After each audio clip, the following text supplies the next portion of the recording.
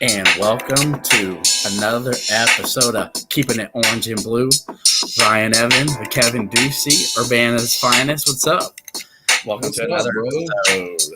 And again, man, gotta love the jams, the tunes from my man Carl Lampkin, Uncle Silk on Twitter. Appreciate he sends me a couple different test run musics, and I'm gonna give him a shout out because I'm gonna play his stuff because it's quality. So again, shout out to Uncle Silk. A lot going on, Kevin, in the world of Illini hoops, portal news, updates. The NBA Combine guys pulling out, possibly staying in. Man, just a lot of excitement going on in the social media worlds and the capacity for Illinois basketball. Kevin, what's up, man? What's got you excited right now? Man, I tell you what's got me excited is what you and I are going to talk about and somewhat agree upon is what's going to happen this week for Illinois basketball. I think this is going to be a huge week for us.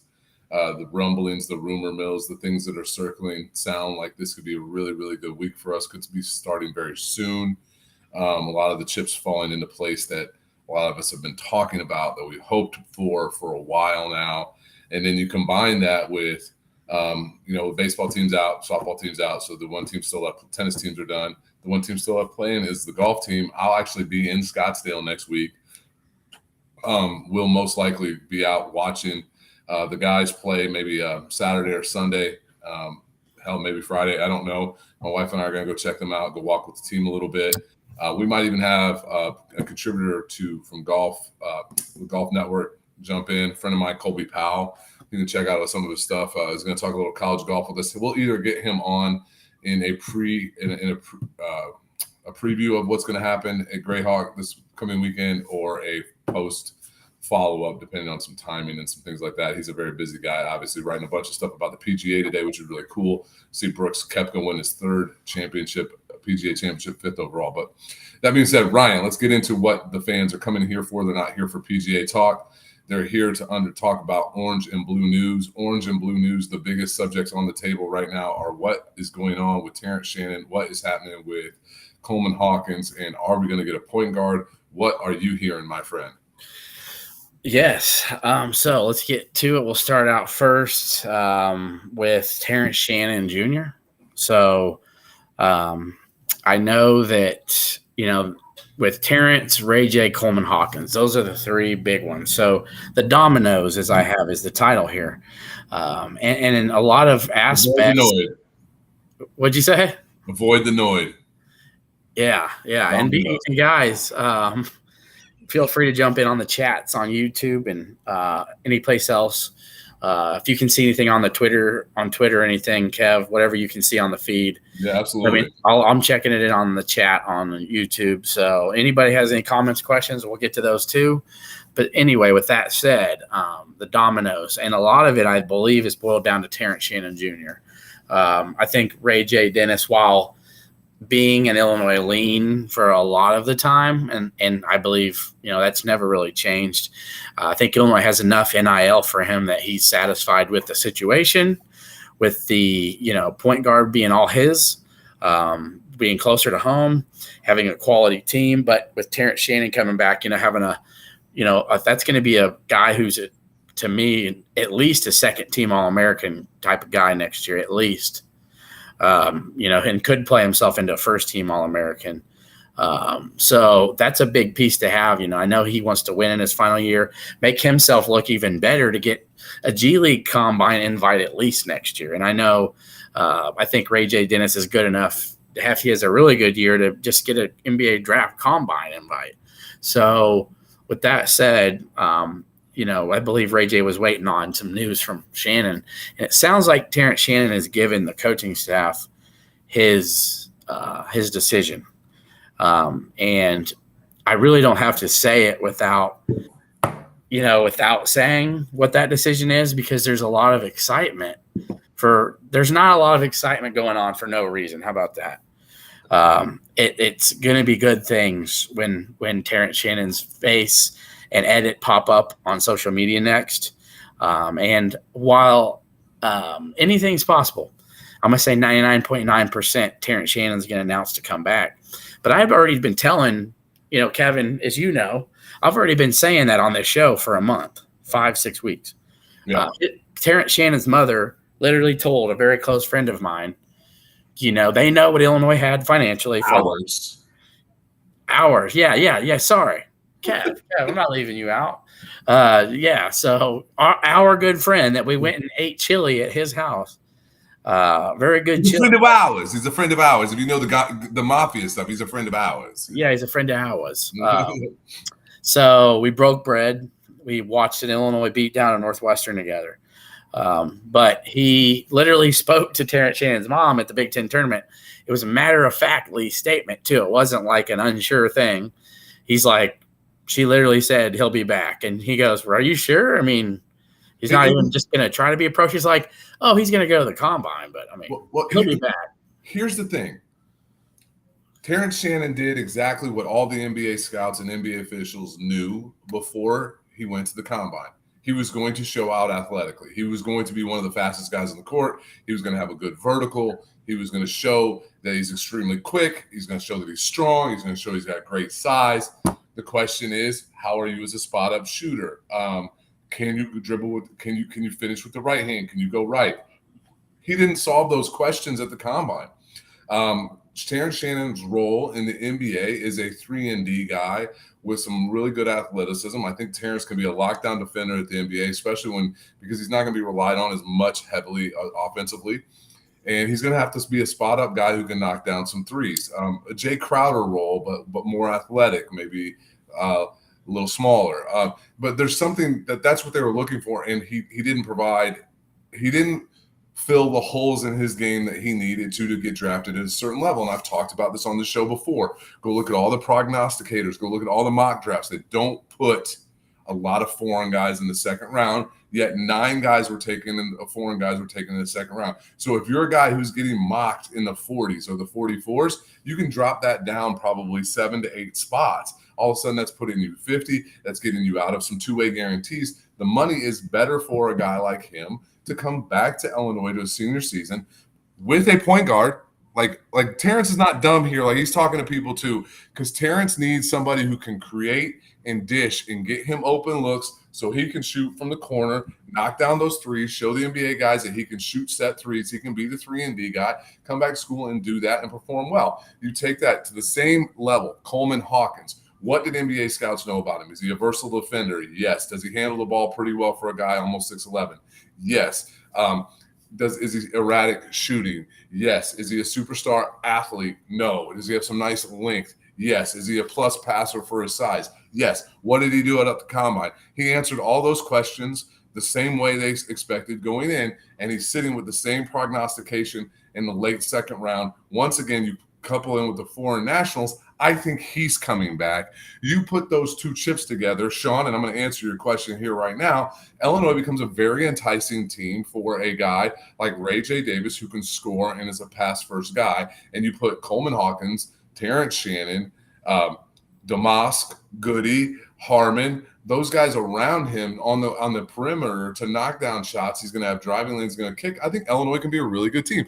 Frankly, I think Illinois, if all this stuff does happen that I think will happen, I'm making the prognostication with you, Ryan. I'm calling it with you. I think all 3 of those things happen. I think Illinois is the 3rd best team in the Big Ten preseason rankings. Now, does that mean they're going to finish 3rd? No, I think they could win the Big Ten. I think they could make. I think they're most definitely a second team. Weekend team. That's a really tough team. That's a really physical team. That might not be the tallest team, but that's a team with a bunch of guys who are over 200 pounds, man, like men. And I think that is a team that would really make some noise in the NCAA tournament. I would say Purdue and Michigan State 1 and 2 in some kind of order, depending on Edey. Edey's shown out really well from an athletic standpoint. But that's pending him coming back. Illinois. Yeah, I mean, and I think at worst a top 4 team. If Indiana's adding some real tough, nasty dudes, and I think, I think, but they're young. It's a huge difference, though. Yeah, and I can tell you this too, and think about that. Illinois added Quincy Guerrero too, so I forgot about Q. Yeah, absolutely. So, you not just added a bunch of veteran, guard play. You added some toughness in the interior. So a lot. So let's go down that. So with Terence Shannon basically telling the staff he's coming back, which I'm expecting something here in the next 24 hours. So if nothing's announced tomorrow, it could maybe Tuesday morning by noon. Who knows? But it's soon. It's going to be soon. So you got to remember too. Illinois has already got Harmon and all the Lawhorn and DeMoss. They're already there on campus. So these guys want to get together so they can start this.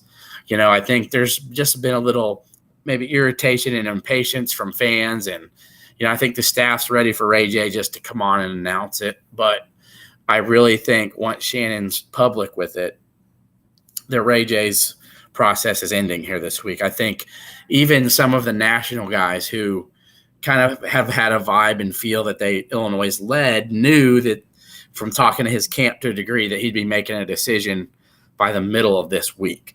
So it all kind of adds up. Shannon announcing sooner, Ray J right behind, and then a big finale finish with Coleman Hawkins. So now the Hawkins one right now, to me, obviously still the farthest away, but sounds like a lot of very good things are trending for Illinois in that direction. I think Hawkins would get drafted, but it would be later in the second round, and I don't think it'd be a two-way contract type deal. So, but if he were to do that, if he were to get a guarantee of a two-way, he'd be potentially making more than he would at Illinois. But I think he also knows that he has potential to work himself up to more money next year in a weaker draft, Kevin, as you've already mentioned. Yeah. And then, yes, Sean Garner has mentioned Illinois doesn't have to deal with Trace Jackson Davis anymore. Yes. Sadly, Zach Edey's going to stick around. But and if I'm Zach Edey, I'm milking it for 2 more years to make as much money as you can. The antithesis of what Kofi did, but the fact of the matter is, dude, if I'm an NBA executive, I am not taking one of these potential guys at 24, 25. I'm taking Zach Edey. I'm sorry, man. I mean, I got in this argument like DeAndre Ayton is in the league, and I mean, I watched Zach Edey moving those tapes to the combine. He can do some things for you. There's just some things you can't equate with his size. Yeah, and I would take him. He's got great touch around the rim. He's a very good free throw shooter, and honestly, too, yeah, some of these bigs that you see playing aren't like so nimble out there that you're like. Steven Adams has been in the league for over a decade. I mean, yeah, he's just a big tree that runs around. I mean, and I got to be honest, Jokic does some amazing things, but let's not act like he's the athletic specimen. Okay, he's super slow. He trods around. He's a defensive liability.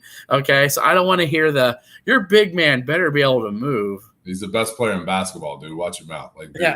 He's not. I don't know that he actually is. Before I get a lot of stones thrown at me, watch out. Okay. His court vision is insane. Yes, but my point is I don't want to hear the whole, your big has to be super nimble and athletic and run like a gazelle. No, they don't.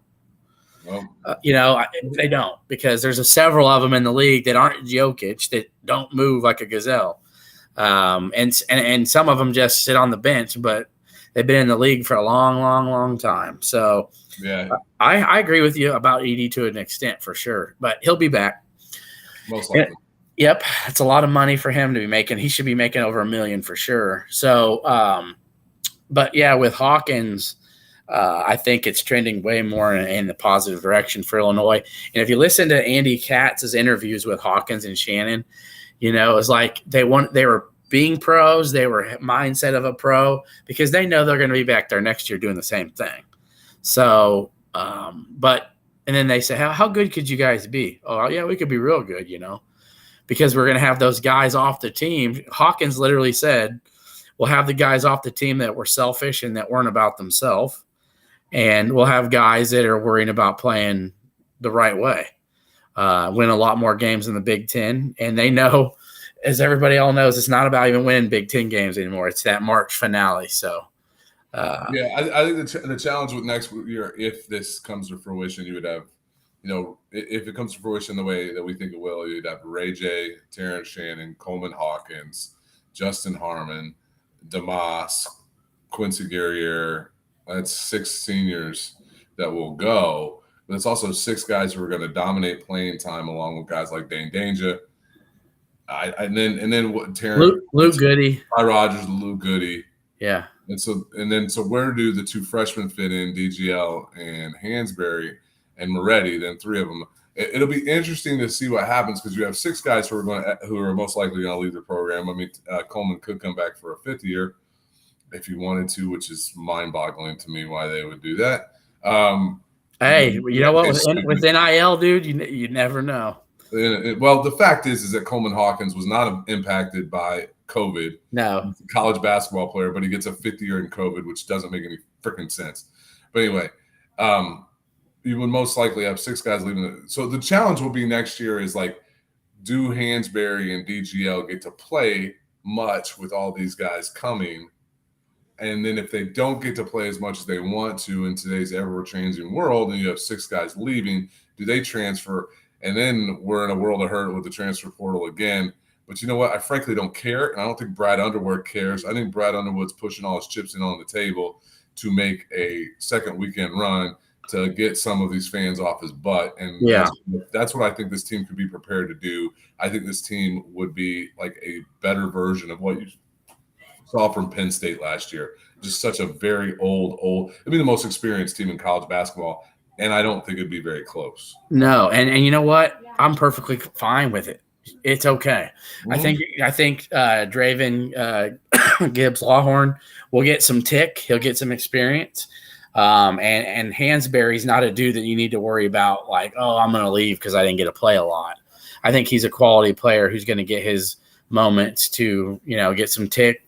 But that's next season can't be a year that like Brad needs to worry about. Oh, are my 2 freshmen going to leave if I don't give them minutes?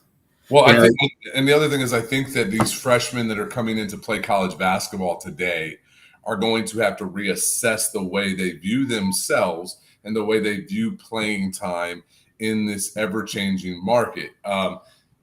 In traditional college basketball terms, guys at Illinois would not have lost time to Damask or Harmon because those guys maybe they would have been in the grad transfer world or Guerriere.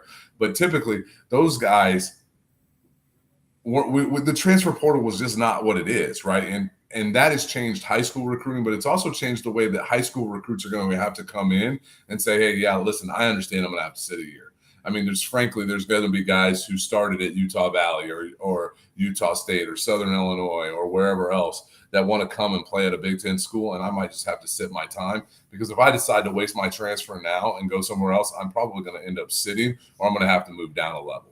So that's kind of a little bit of I hope that they're understanding this is that the ability to come in college basketball and play immediately is a little bit less than what it was to the point that it is impacting how high school kids are getting recruited. The high school players are not. Right. It's damaging high school recruiting. Yes. Unless you're a top 100 kid. Well, there's some kids that are in the top 150 to 200 that are not even getting Power 5 looks. They're going mid-major to low level, and the transfer portal is becoming the thing. I've got a former coach whose son, is a very good player.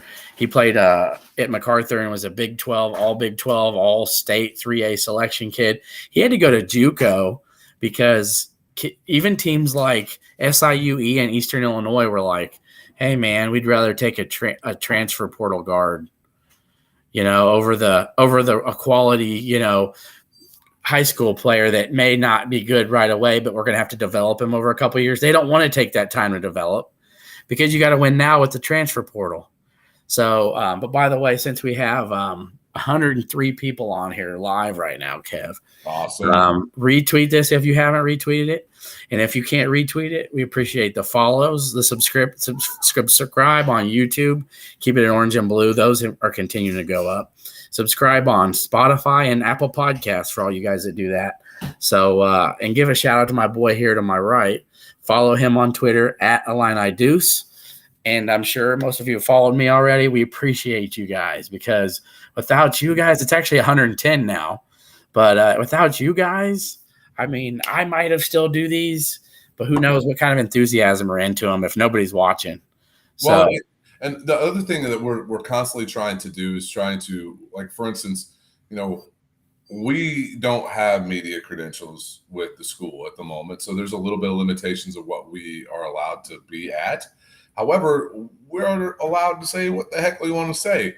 And also, we're allowed to go ahead and just grab people and get them on the podcast and say, hey, man, you want to come talk to us about what's going on with Illinois sports? There's a reason why we got JoJo Hayden. There's a reason why we got Cal Swanson. There's a reason why we got Demetrius Hill. There's a reason why we got Marcus Damas. There's a reason why we're getting these people on the show.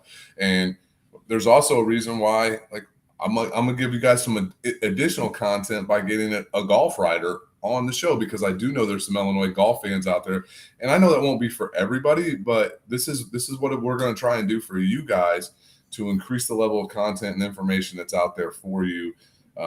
Safe, cool, easy spot. And listen, hey, we had some people shout us out. Sean Garner, like, I know a lot of people like to ask us questions, have hit us up on Twitter.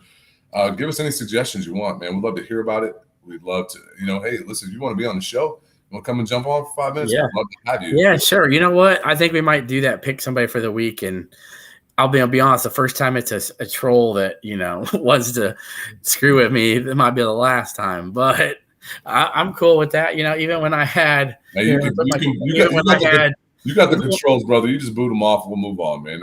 When I had Illini Pulse before 200 columns, I actually did a thing where I would let Illini fans could write in and write articles if they wanted to express themselves.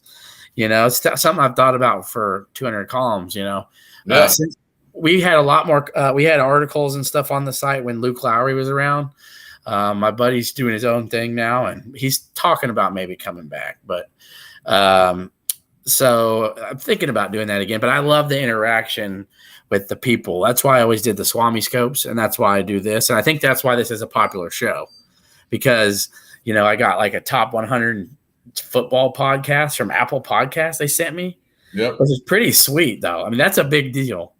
Like, when Apple Podcasts is tracking all of the national, worldwide, football podcasts, and I get a letter saying you're a top 100, I mean, that's pretty good. So we appreciate all the followers and people who tune in, and that's why we do it. And so that's why we're going to keep going and doing what we're doing. And sometimes the no limitations can help build this and allow us to do more things. And I just want people to know I'm not doing this despite anybody, even the no credentials thing. Eventually, I may apply for them. We'll see how big this show gets over the course of a couple of years. No, Ryan, dude. We do this for the same reason, but you more so than anybody else. I'll give you your flowers here. You love Illinois football. It goes back to a very real, very personal, very childhood moment in your life where there was a lot of turmoil, a lot of chaos, and Illinois, specifically Illinois football, gave you joy. And Illinois football gave you joy even when we sucked. And that was something you look forward to every Saturday. And so it's your passion. It's something you truly care about. And so, therefore, you put into effort to, like, calling around. I know you put a lot of work in your own time to get guys like JoJo Hayden on the show, to get Demetrius Hill on the show, to, there's just a lot of work that you put into that. And you do, like, there's very few people that have the scoop of what's going on in high school recruiting like you do from the football side. Speaking of which, is there anything new out there that you're hearing right now? I know I'm putting you on the spot here. We didn't even talk about this pre-show. Is there any football recruiting news, anything you're hearing? I did hear about this guy, Lane Jenkins. Yeah. I mean, we were going to get to that, but usually I know everybody's wanting the hot and heavy with the football. So interesting enough. So Oklahoma and Brent Venables, I don't know what's the best way to describe him. What a drill instructor. I mean, old school. It's just a rule that he has in place. I kind of respect it, but I don't know that it's going to play long term in today's college football. Yeah, so they had a top, quality JUCO defensive lineman, Lane Jenkins, on. They had him committed, actually. Correct. And Illinois offered the same day. And I think Lane, you can't fault a kid who gets an offer from Oklahoma, and jumps on it. Anyway, Illinois visit to Illinois. He told him though, scholarship. Yeah, so Illinois offered the same day as Oklahoma. I think he's like, bam, I want to commit to Oklahoma. Boom. But he was like, Illinois was contacting him and like, can we at least get you on for a visit just to see if he might like it? And he's like, yeah, you know what? Okay, fine. Well, then when word got to Oklahoma, man, Venables pulled his scholarship. And that's going to be a good thing for Illinois because I think the best way of saying it without making it seem, disrespectful is like, let's say a best friend, let's say two guys really like a girl, right? And one guy is mean and nasty to her, and because he finds out that he's talking to the other one. And even though she really liked, the one over here, the one on the right's going to get her because this one over here treated him really bad. Yeah. So he's going to fall into Illinois' lap, and Illinois is going to hold on to him and tell him everything's all right. And that's where he's going to lay his head at night, sounds like. So Lane Jenkins, and it's not like, oh, well, they only like it's, well, he didn't really want to be at Illinois. It's more of like he didn't know what Illinois was going to be like. He wanted to see it, and Oklahoma told him to piss off. So it is what it is. So I think Illinois is going to end up with another really good defensive lineman, and Illinois could use another good one. I mean, depth is a good thing. I think Illinois is going to be ferocious and nasty defensively, as we all suspect anyway. But it can't hurt to add some more depth, Well, we're not seeing it yet, but when you listen to what Demetrius said on Wednesday night, and I apologize to all the folks that I couldn't be on. I hope you listen. So you listened to it, Kev? 100%, dude. Of course. Yeah, absolutely. Good. And I do know, like Ryan, I commend you. Like when we're trying to get guests on, man, it's hard. Like it's hard to coordinate with them. And he kept saying he was going to come on. And I appreciate that you stuck it out and did the show. As a matter of fact, we'll do it for the fans out there. We'll probably cut that down and just do part of the show where it's just the interview out there. Put that on YouTube for you guys. We can cut that down for you. I actually asked my buddy Bobby, who runs my site, to do that, and I've tried my best to cut it and get it posted. I think he might have already. I don't know, but I do appreciate everybody who stuck out there and focused to the end to watch it. But I still think we might add that on this. I think it's worth to put him on the site. But yes, it was ugly how it worked out, but we got her done.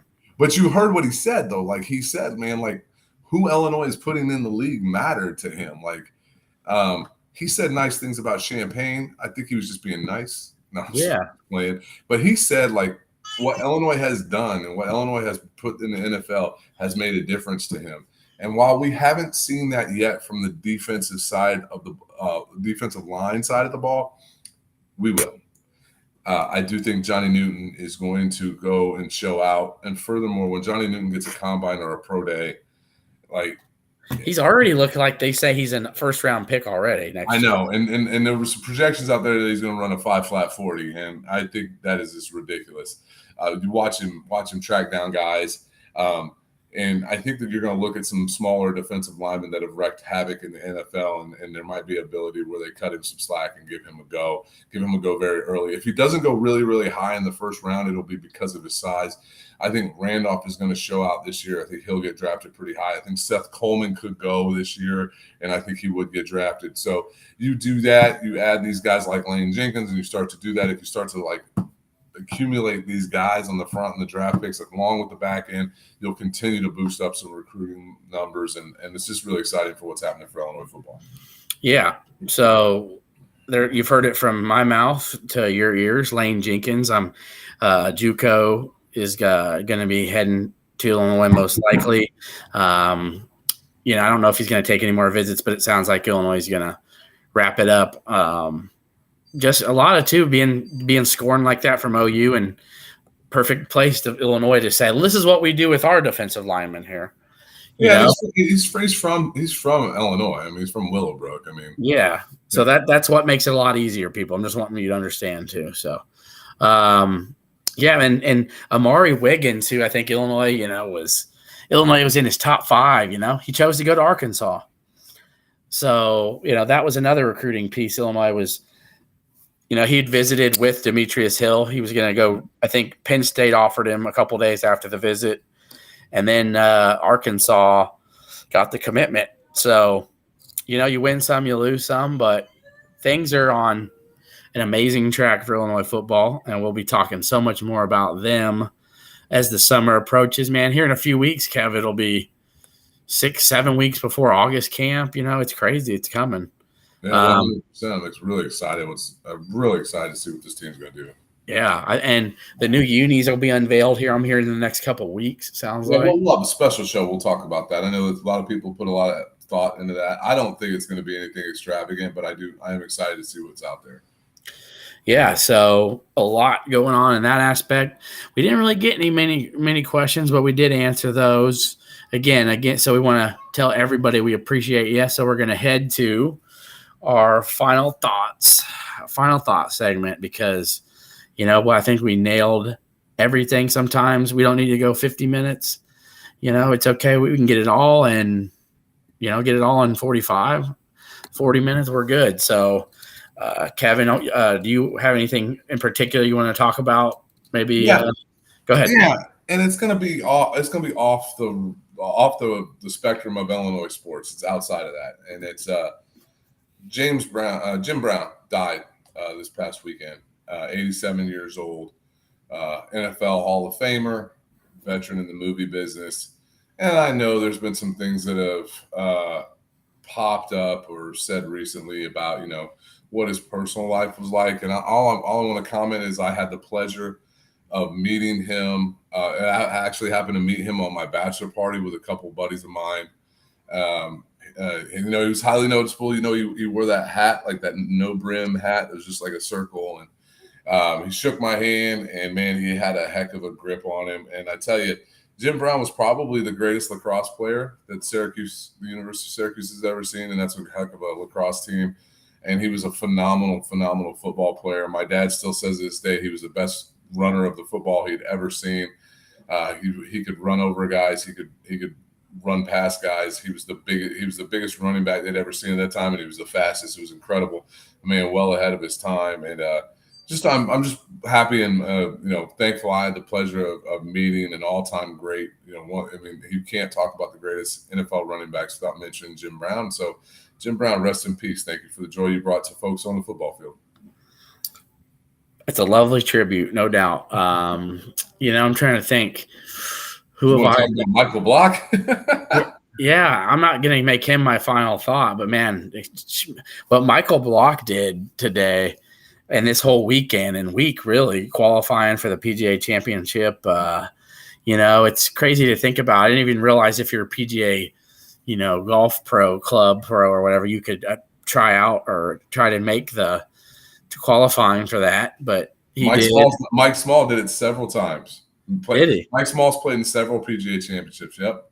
Okay. Did he have any solid outings? I think he made a couple cuts. I'm not completely sure. I'm gonna go ahead and look that up right now while you had your final talk. Okay, but yeah. So Michael Block, if you guys haven't heard, look him up. His weekend, he finished in the top 15. I think maybe it was his first major. I mean, this is his fifth time he's qualified for the PGA Championship. It's the first time that he's made the cut. But he hit a hole-in-one today. A dunk, slam dunk. Straight into the cut. I mean, come on. And he was walking with Rory.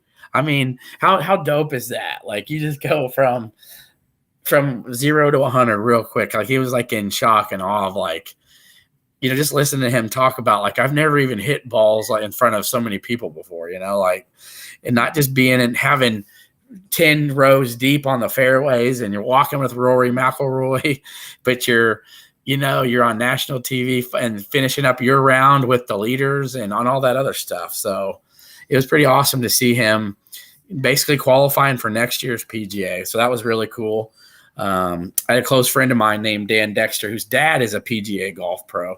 And he had an awesome post on Facebook saying, I'm rooting for Michael Block because this guy's representing my dad, and they love each other. All of them do.